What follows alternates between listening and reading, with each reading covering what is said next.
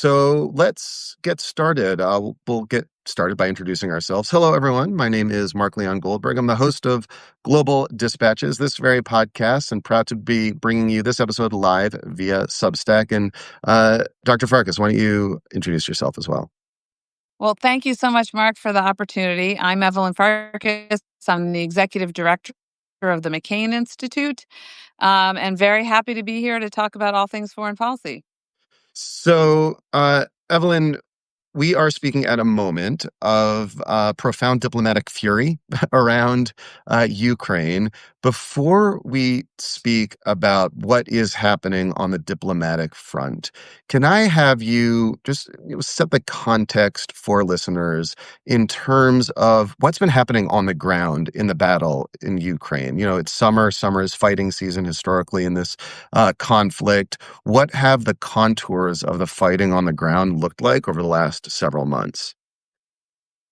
Well, the Russians have been making advances, albeit gradually, on the ground against the Ukrainians. They have been essentially flooding the zone with drones and, of course, manpower, both of which they have in greater abundance, unfortunately, than the Ukrainians. And so they've managed to push the Ukrainians back. As I said, incrementally. There's no radical change of the battlefield. They haven't captured anything operationally significant and certainly not strategically significant, but it's enough so that the Russian president, the Russian government thinks that they have some sort of momentum or at least time on their side. I mean, do you think they do?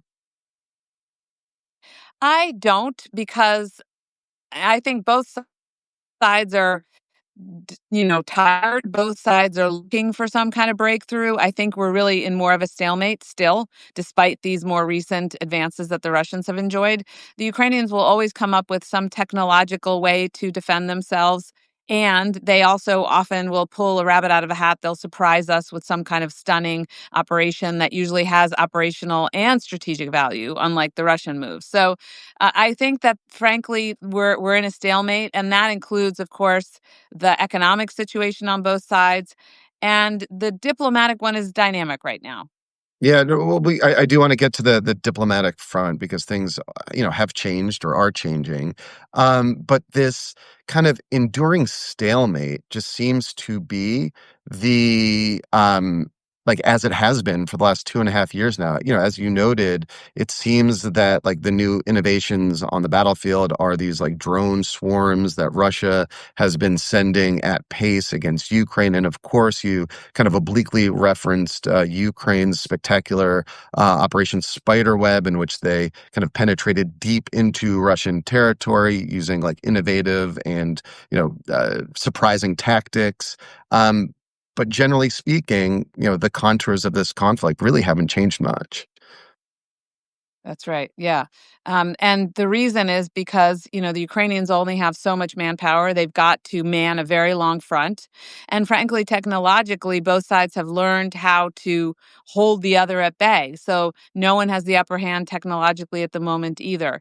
These things are dynamic, so I would expect them to shift. The other thing that's going on, in terms of the calendar is it's the summer, and this is when, both either side would be expected to try to take the offensive. And because the Russians have somewhat of a slight military advantage, they are taking they are trying to press this advantage and take an offensive. But as I said, it's not going spectacularly well. It's not achieving big results for them at this point. So we are speaking on Friday, August 8th, and there have been a number of reports in recent days, even frankly in recent hours, about a potential meeting between Donald Trump and Vladimir Putin. Location and exact date TBD at this moment. Um, and this potential meeting was preceded by, Trump's de facto national security advisor, Steve Witkoff, visiting Moscow earlier. Can you just kind of set that diplomatic context as well? What do we know about that Witkoff trip? And, what do we know as of, 2 p.m. Eastern time about what this Trump-Putin meeting may look like? Yeah, I mean, what happened was President Trump basically got increasingly impatient with the Russian government, with Vladimir Putin. So he started essentially setting ultimatums. And the first one, I think, was like 90 days, they kept getting shorter. And finally, he said, okay, the deadline for Russia taking action to cease firing against Ukraine and to come to the negotiating table in earnest is today, August 8th.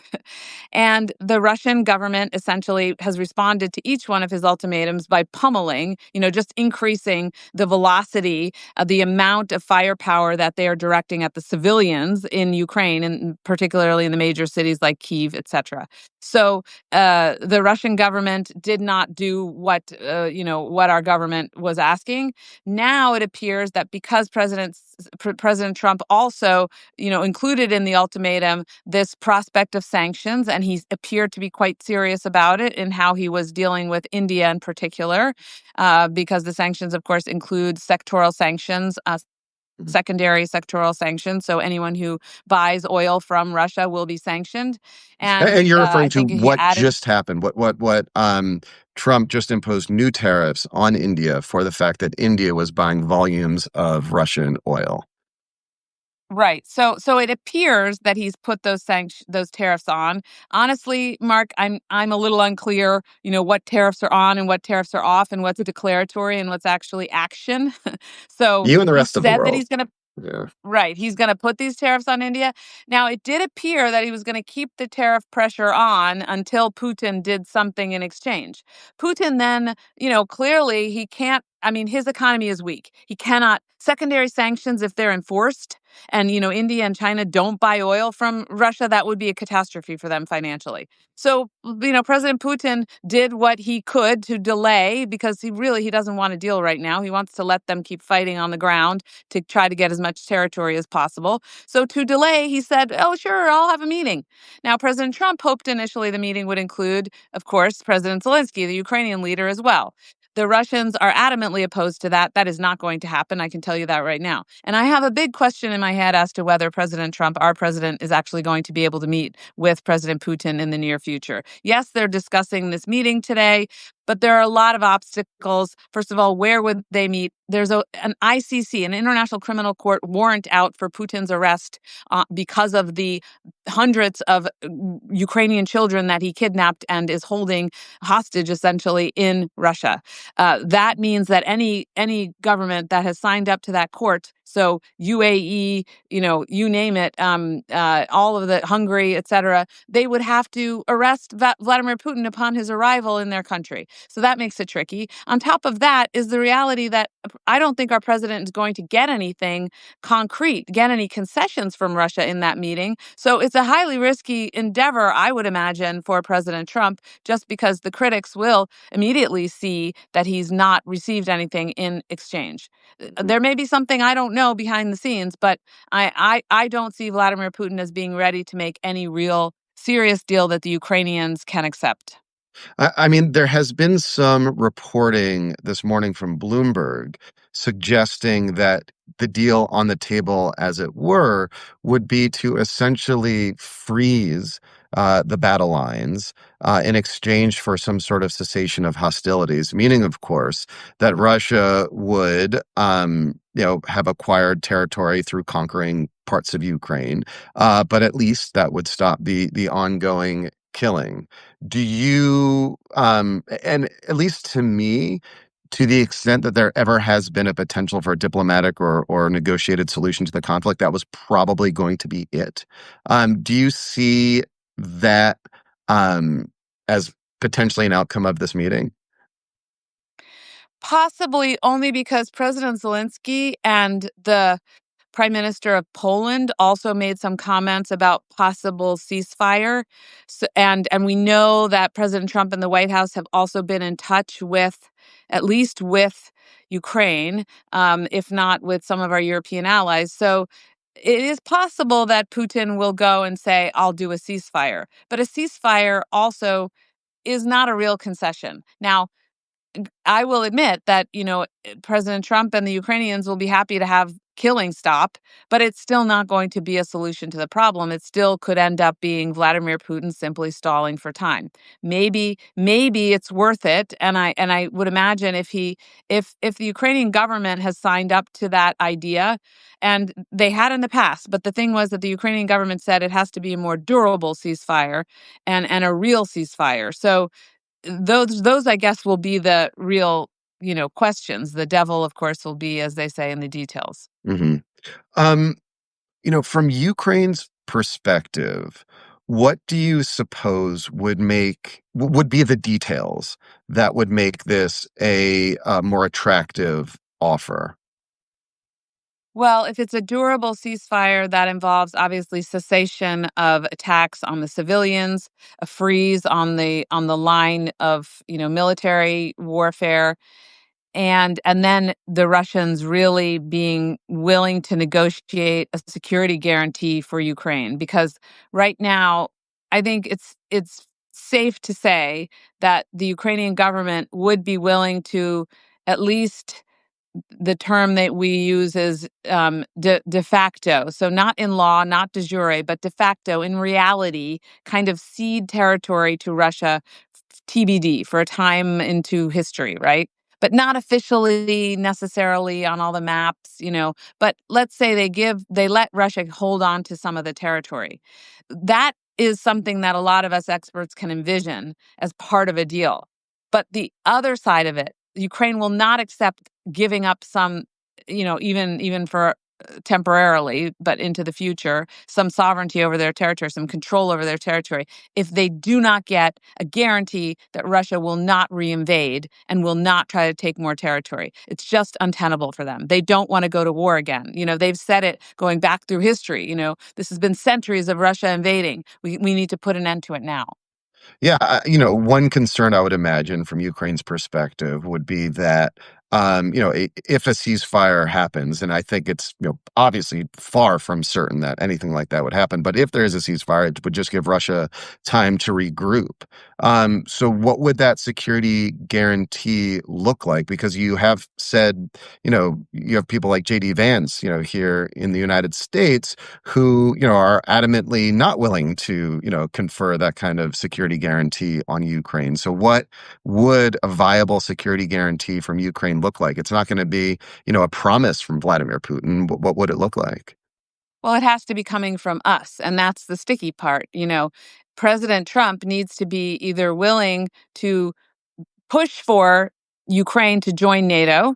And I believe our allies would just line up behind the United States. It's usually how it works anyway. And certainly under President Trump, that's how it would work. Second option would be that President Trump says, I will go to the Senate and ask for a bilateral security guarantee from the United States. But either way, the Ukrainians are not going to accept a guarantee that doesn't include the United States. So then the third option, of course, is kind of an ad hoc, it's not NATO, but it's NATO member countries. And perhaps Putin could be forced to accept that. And then the United States would still be in the mix. So you have your eyes closer to the kind of domestic politics, I would say, than I do. But it would seem to me that, from all we're hearing from the White House, that option of going to the Senate and getting some sort of bilateral security guarantee doesn't seem to be, terribly likely. Because you do have like voices within this administration, prominent voices, and Trump seems very easily swayable, just given his vacillations on Ukraine thus far. It would seem that that aspect of it, the American security guarantee, just ain't going to happen in this current administration. I wouldn't rule it out. I spent almost a decade Oh on the yeah. Senate Armed Services Committee, senior staff there. There is deep bipartisan support in the Senate for Ukraine. And though there are a few members who would object, they would get the two-thirds, I believe, in order to give that guarantee, especially if President Trump made this a priority. And yes, you're right, he'd have to overrule the more isolationist elements of his team. But if he decided to do it, I have no doubt the Senate would do it. So I guess in the coming, days as the situation evolves, what are you looking at? Like, what are you looking at from Russia's side, from Ukraine's side, and from the American side? Well, first of all, obviously, I'm really curious whether President Trump would take the risk of meeting with Putin, given that he's not predictable, Putin, and Putin is not going to telegraph, his next moves to our president. So I'm a little bit skeptical. And President Trump has a lot on his plate, and he has another foreign visit coming up within weeks, I guess, to the United Kingdom. So I guess I'll be waiting to see what happens there. And then really what is Putin doing in terms of action, because that's really more telling. What is he doing on the battlefield, and what is happening economically? What are his people saying? And then finally, I would say the most important thing is the United States continuing to apply pressure on Putin, because the best hope for President Trump to make this meeting, if it happens, a success, is to keep putting hard pressure on Putin. That includes obviously sanctions and sanctions enforcement. That includes putting military pressure by providing Ukraine with more weapons and more protection. And that includes, of course, diplomatic pressure. So if our government continues that pressure, maybe something, I mean, something will result eventually. Perhaps something could result in the short term. Yeah, I mean, on that question of pressure, I mean, do you draw like a straight line between the imposition of secondary sanctions on, or tariffs, I should say, on India for purchasing Russian oil, and a seeming like willingness of Putin to want to talk? Yes, yes, I do. Because Putin understands he's got to manage this relationship.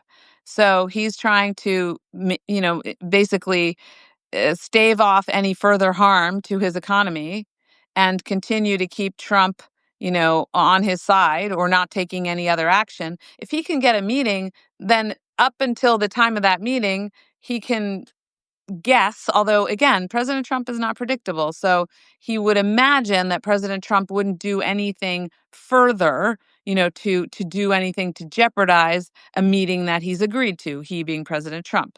So for President Putin, that's buying time. But there is a risk, because if he ramps up military action, for example, we've seen President Trump get angry at that. So I think a lot depends on whether Putin calculates correctly about our president. Before I let you go, is there any other point you wanted to make? A question I didn't ask? I don't want to leave anything hanging.